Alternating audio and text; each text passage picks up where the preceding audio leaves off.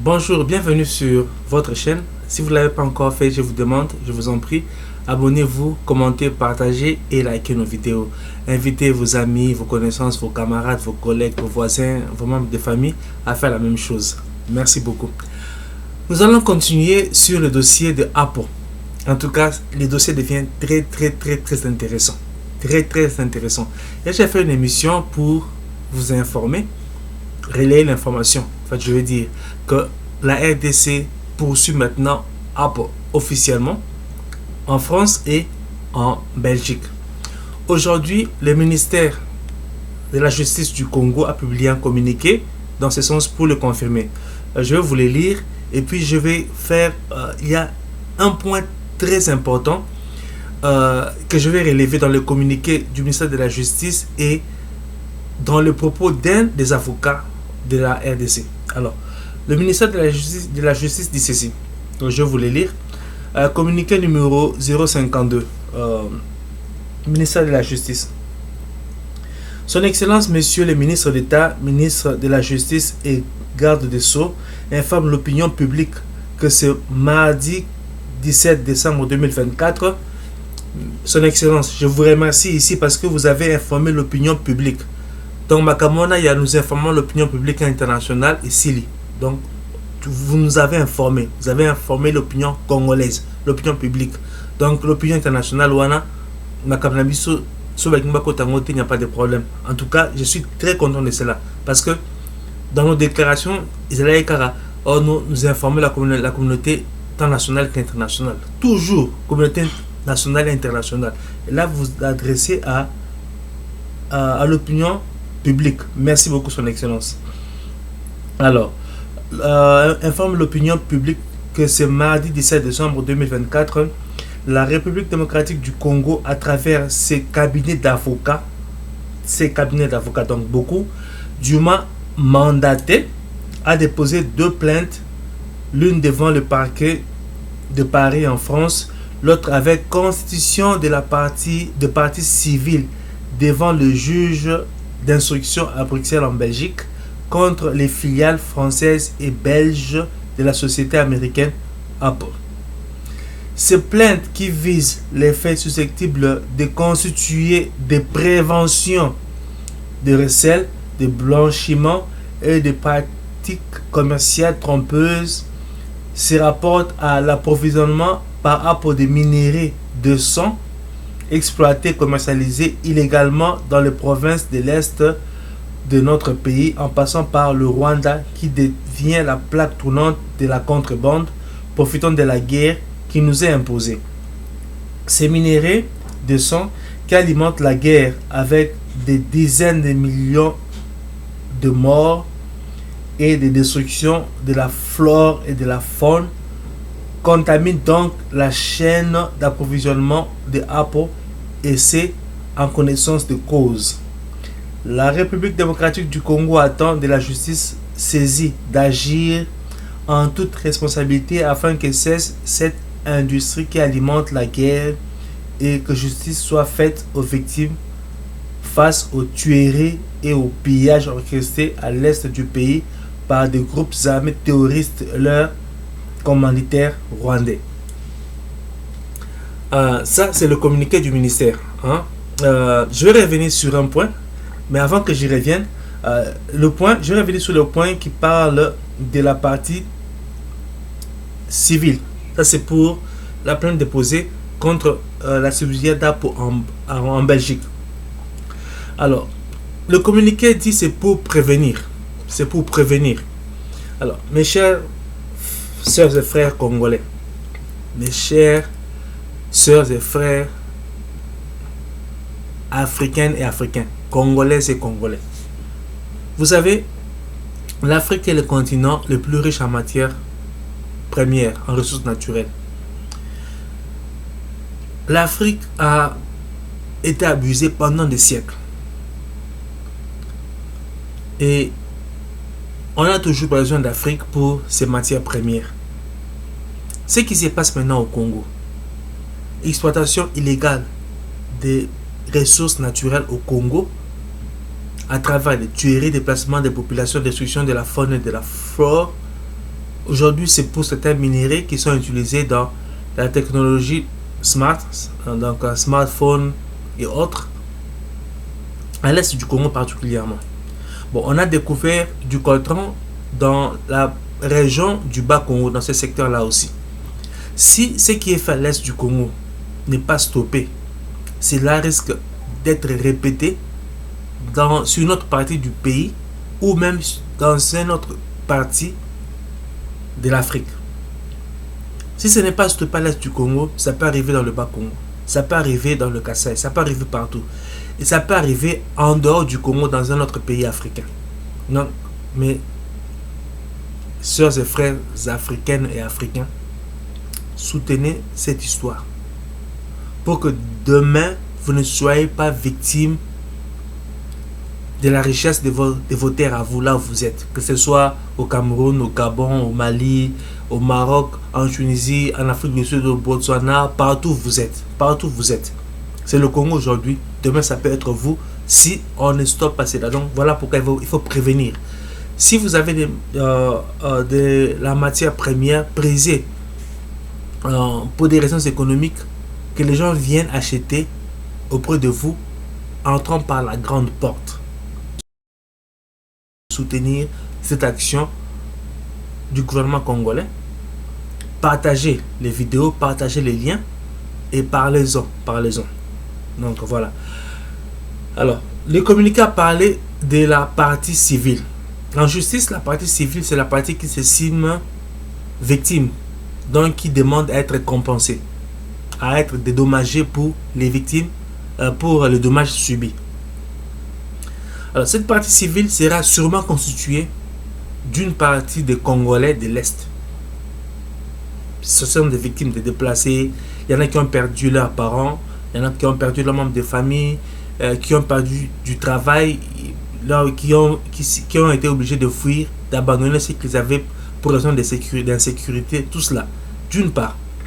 Mais ça va plus loin que ça. Pourquoi je le dis? Alors, suivez ce que dit l'avocat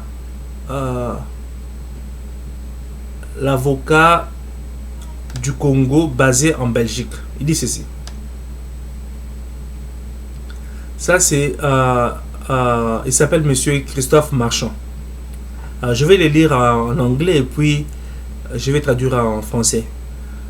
Brussels lawyer Christophe Marchand added that these complaints filed against Apple are a matter of great public interest at a time when European countries, consumers, and non-governmental organizations are increasing their scrutiny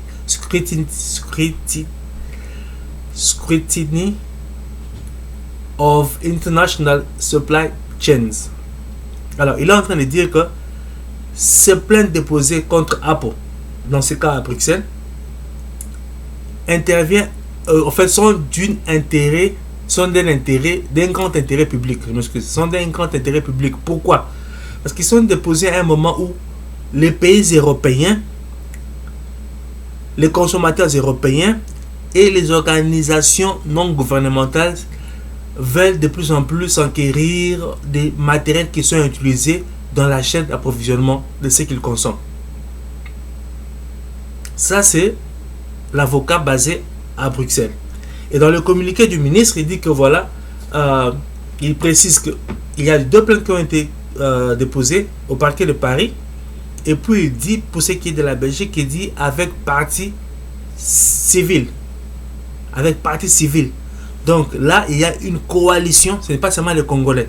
Il y a une coalition de beaucoup de personnes qui s'estiment avoir été abusées par Apple.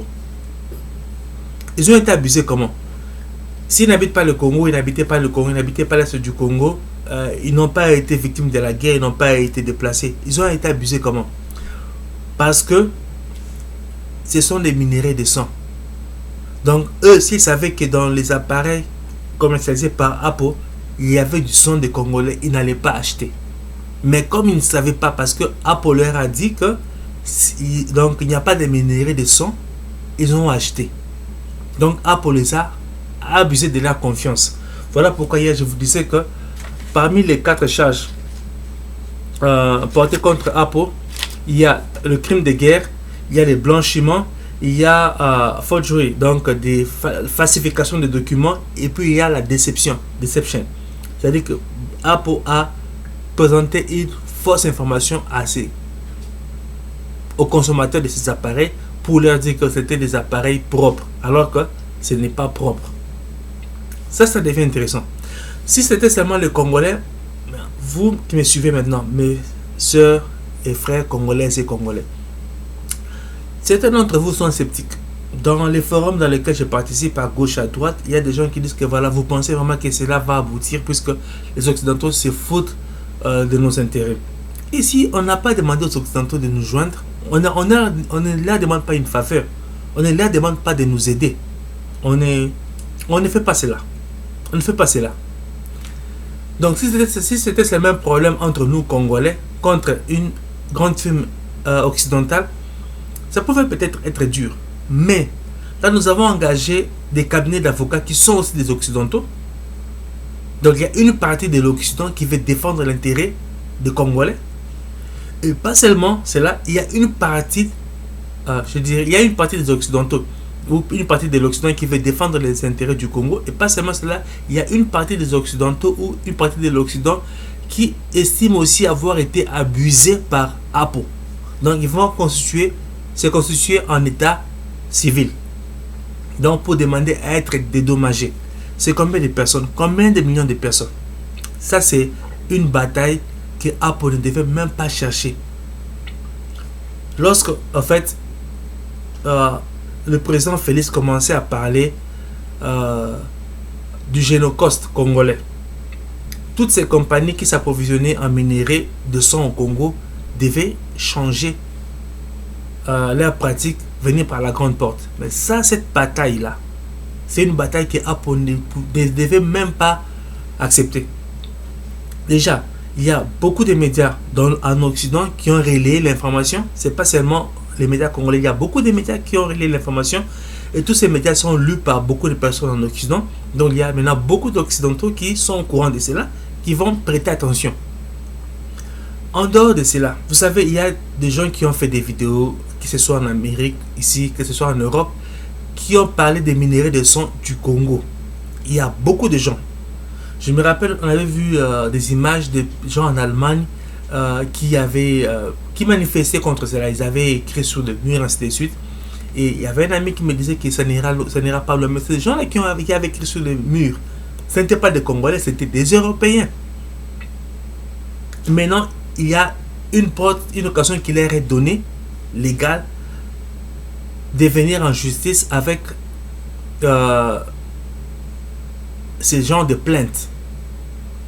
Pas seulement parce que les peuples congolais ont souffert longtemps de cela, mais aussi parce que eux ne veulent pas des minéraux de sang dans leurs appareils. Alors, je pense que la tactique est celle-ci pour le gouvernement congolais. Ça peut être plus facile d'obtenir la condamnation de Apple en Europe d'abord. Et si Apple est condamné en Europe, ça peut influencer le procès ici aux États-Unis. Donc Apple pourra facilement être condamné aussi ici aux États-Unis. Donc ça c'est vraiment une très très bonne stratégie. Je remercie le président pour cela. Je demande à tous mes compatriotes congolais, soutenons cette action. Mettons nos divergences à côté. Il s'agit ici de nos frères qui ont été abusés sur leur sol à l'est du Congo. Il ne s'agit pas de Fachi. Il ne s'agit pas de moi. Il ne s'agit pas d'une tribu. C'est le Congo. Nos divisions, c'est entre nous. Quand nous aurons restauré la sécurité à l'est du Congo, nous pouvons encore commencer à faire des débats politiques. Voilà, moi je ne veux pas de ceci, moi je ne veux pas de cela, je ne supporte pas. Ça, c'est entre nous. Mais ça, c'est une question d'intérêt national. Et ici, je m'en vais remercier Christophe Mozito, notre ancien Premier ministre, un de nos leaders. Pourquoi? Parce qu'il ne fait pas de l'opposition pour l'opposition. Il sait reconnaître ce qui est fait de bien et encourager. Donc, je le remercie pour cela. J'aimerais que tous les Congolais qui sont opposants à Fachi fassent la même chose. Opposez-vous quand il faut s'opposer, mais quand il y a de bonnes choses qui profitent au Congo, encouragez. Ça profite au Congo. Ce n'est pas l'UDPS, ce n'est pas Fachi. Les victimes à l'est du Congo, ce n'est pas la famille de Fachi. Ce n'est pas seulement le membre de l'UDPS. Ce sont nos frères et sœurs congolais. Et vous, nos sœurs et frères africains. C'est le Congo aujourd'hui. Si on ne stoppe pas cela, ça peut être le Cameroun demain, ça peut être le Gabon demain, ça peut être le Mali demain, ça peut être le Congo Brazzaville demain, ça peut être l'Angola demain, ça peut être l'Afrique du Sud demain. Donc on doit stopper cela pour que cela ne se reproduise plus. L'Afrique, notre continent, est très riche en matières premières. Qu'on vienne nous les acheter par la grande porte dans des contrats qui vont profiter à toutes les parties. Donc nos pays gagnent, l'Afrique gagne et les compagnies qui vendent de nos ressources gagnent aussi. Donc soutenez cette histoire. J'ai réfléchi à cette question. Je me suis dit, mais enfin voilà, il y a une nuance sur la plainte qui est portée en Belgique, parce que déjà les propos de l'avocat qui parle des Européens, il parle des pays européens, des consommateurs européens, des organisations non gouvernementales qui veulent pas savoir plus sur ce qu'il y a dans la chaîne d'approvisionnement des produits qu'ils consomment. Il y a des pays. Et vous savez, aux Nations Unies, c'était l'année dernière, il y avait un pays européen qui avait parlé pour l'Afrique, pour le Congo. Je pense que ça doit être la Roumanie, je pense, au Conseil de sécurité, qui disait que voilà, on est en train de soutenir l'Ukraine alors qu'à l'est du Congo, il y a aussi une guerre, on n'est pas en train de soutenir le Congo. Je me rappelle, si je me rappelle bien, c'est ce qu'il avait dit.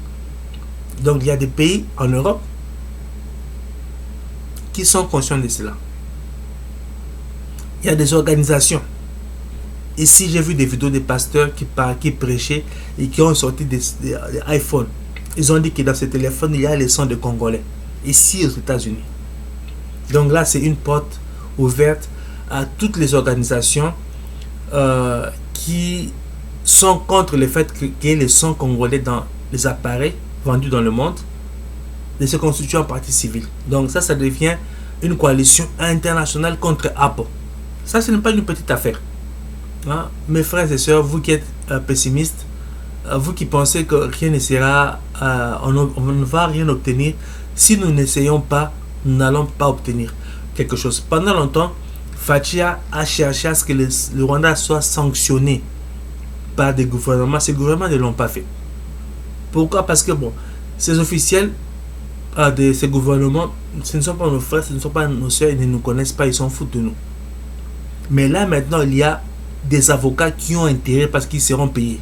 Et ce ne sont pas n'importe quel avocat, ce sont des avocats occidentaux qui connaissent comment les choses se passent en Occident. Avec une constitution d'une partie civile, comme laisse entendre le propos de l'avocat du Congo basé en Belgique, ça c'est une bataille que Apple ne devait même pas chercher à voir.